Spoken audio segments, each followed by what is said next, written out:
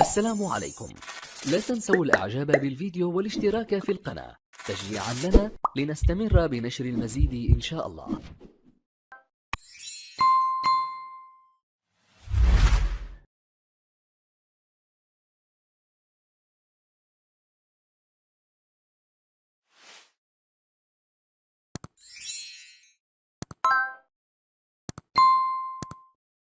لكن الكرة ما زالت وخطيرة وبالراس وهدف أول. نعم، الله على الأتلتيك، الله على البلباو. أوسكار دي ماركوس دياكابي، الله يا لها من مغامرة ناجحة يا وخطيرة. الله الله الله الله الله الله، نيكو ويليامز ما مرداش امام فيسكا. نعم بلباو يعلن نفسه الذهاب الى نصف النهائي من الكوبا ديل ري. بلانكوس في هذه التمريرة حلوة، مولينا بكرة، الله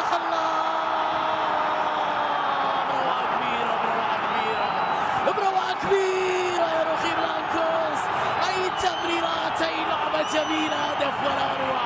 1-0 لأتلتيكو في الديربي بعد 18 دقيقة في سانتياغو برنابيو. جاءت الشرارة الأولى في الديربي بعد عمل كبير يا عيني، كبير يا سيميوني في لقطة. رودريغو تسديد، الله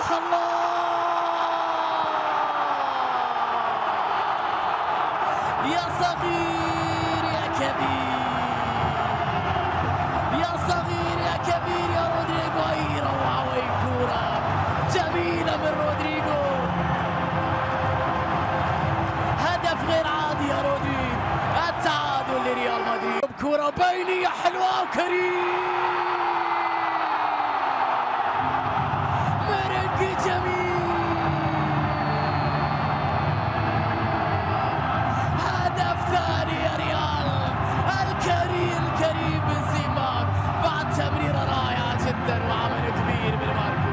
هدف مدريدي ثاني لريال.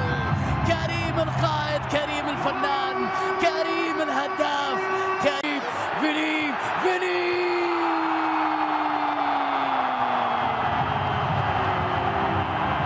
فيني جميل. فينيسيوس جونيور يا مدريد، ريال مدريد يخلص المباراة في آخر لقطة، في أجمل كورة وأجمل نهاية.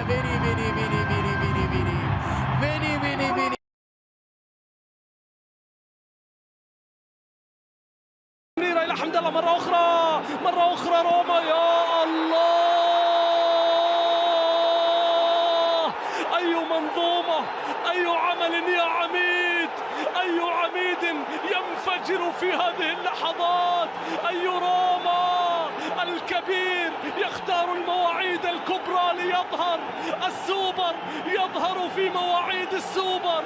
روما الأول للعميد. روما اتحادية خطيرة، عرضية حمد الله، يا الله،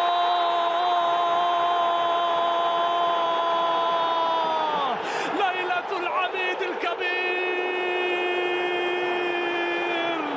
السوبر حمد الله يظهر في ليالي السوبر، وفي ليالي السوبر لا يظهر إلا اللاعبين السوبر.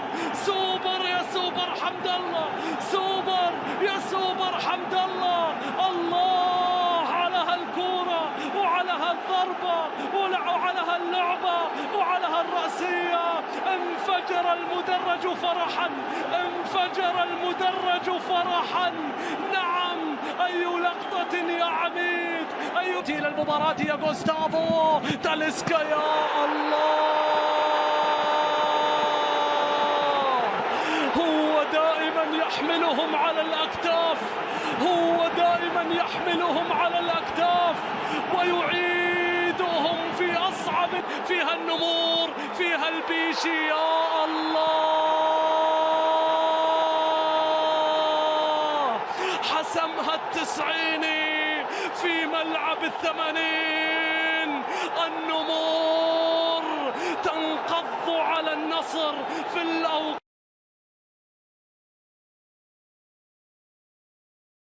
تقدم يلعب كرة أمام الجول، الله خطف الفيحاء والهدف، خطف الفيحاء والهدف. يا سلام يا باولينيو،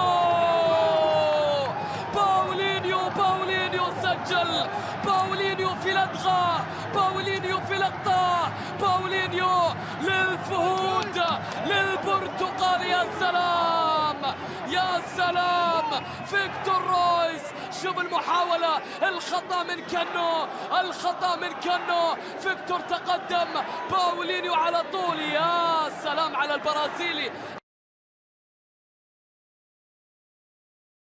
ممتازة وانطلاقة سريعة وفرصة لديمبلي، هدف أول، هدف أول للبارسا، جول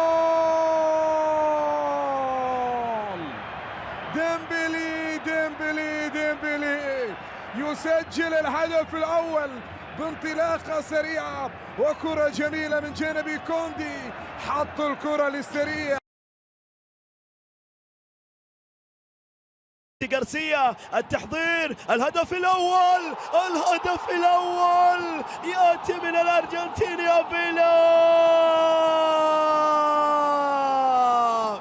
إذا أفيلا يسجل للوس روخيلوس الهدف الأول على أرضه وبين الجماهير المتعطشة للفوز في هذه المباراة.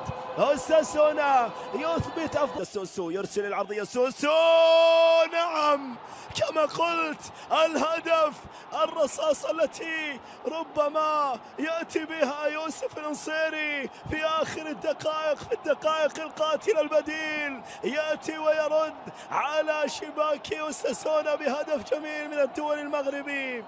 الدول يحاول مرور، الله الله الله، الدول المغربي يعود بأوساسونا للهدف الثاني في أرضهم وبين جماهيرهم يسجلون الهدف الثاني. عبد الصمد الزلزولي إذن يتقدم بالنتيجة لنادي أوساسونا اللي كانت له الأفضلية في شوط المباراة الثاني. راشفورد امتلك، راشفورد امتلك ليسجل هدف التقدم لصالح هذا الانجليزي، هذا العبقري، وصل طريقه ليسجل هدف التقدم. بداية رائعة مانشستر يونايتد يعلن عن التقدم، والتصدي رائع والكرة في الجول، جول عن طريق فيغورست رجل منطقة الجزاء، ترتد من هينسي لتجد الهولندي ولد الكرة الشاملة يحاول يرجع ذكريات الرود فان نيستلروي.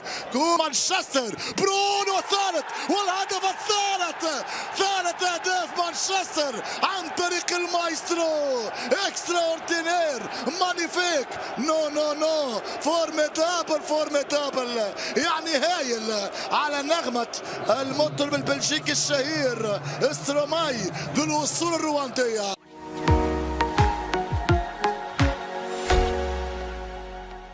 بسم الله الرحمن الرحيم، والصلاة والسلام على سيدنا محمد وعلى آله وأصحابه أجمعين. ازيكم يا حبايبي، عاملين ايه؟ يا رب كلكم تكونوا بخير.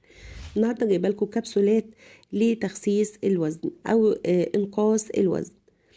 انقاص الوزن من الحاجات التقيلة جدا جدا على البشر، ان احنا نحاول ننزل وزننا والموضوع يكون في إيجابية من جسمنا ان احنا بننزل. الحبوب اللي معانا النهارده هتساعدك كتير بإذن الله على تنزيل الوزن وإذابة الدهون من الجسم. الحبوب اللي معانا ميزتها كمان ان هي مش غالية، ده اسمه كوروماكس. كروماكس من الحاجات الجميلة جدا، ده مكمل غذائي ثمرة الجرسينيا اللي بتساعد على تخسيس الوزن وبتساعد كمان على الإشباع. الطريقة اللي احنا هنستخدمها ازاي؟ احنا هناخد كبسولتين كل يوم، كبسولة بعد الفطار وكبسولة بعد العشاء. بس جنب طبعا الحبوب ما ينفعش ان احنا نكون بنستخدم الكبسولات بس ومش ماشيين على نظام غذائي معين. نظام غذائي معين يعني اقل ما فيها ان احنا نتعشى بدري، نشرب مية كتير، كل دي حاجات بتساعد على ارتفاع او تعلية الحرق. علشان نعلي الحرق لازم نشرب زي ما قلت لكم ميه كتير، يعني بمثابه كل نص ساعه او ساعه الا ربع كده نشرب كوبايه ميه كبيره. في ناس كتير بتهمل موضوع شرب الميه خاصه في الشتاء، ما بيحسوش بعطش. احنا ننتبه طالما عايزين ننزل وزننا نعمل الموضوع ده، يعني هنشرب في اليوم مش اقل من 3 لتر ان شاء الله ميه. تاني حاجة نحاول نتحرك كتير، نحاول ما نجمعش ما بين النشويات الرز والعيش أو الرز والمكرونة أو المكرونة والعيش أو المكرونة والبطاطس، يعني ناكل من النشويات حاجة واحدة بس وبرضو بنسب معينة، ان احنا ما ناكلش بطريقة ان احنا نملى الطبق على اخره، لا بنقلل واحدة واحدة. يعني انا ما بقولكوش بعد ما كنا بناكل طبق مليان هناكل نص الطبق، لا احنا هنبدأ نقلل واحدة واحدة واحدة لحد المعدة ما بتنكمش وبتاخد على الوضع اللي احنا هنعودها بإذن الله عليه.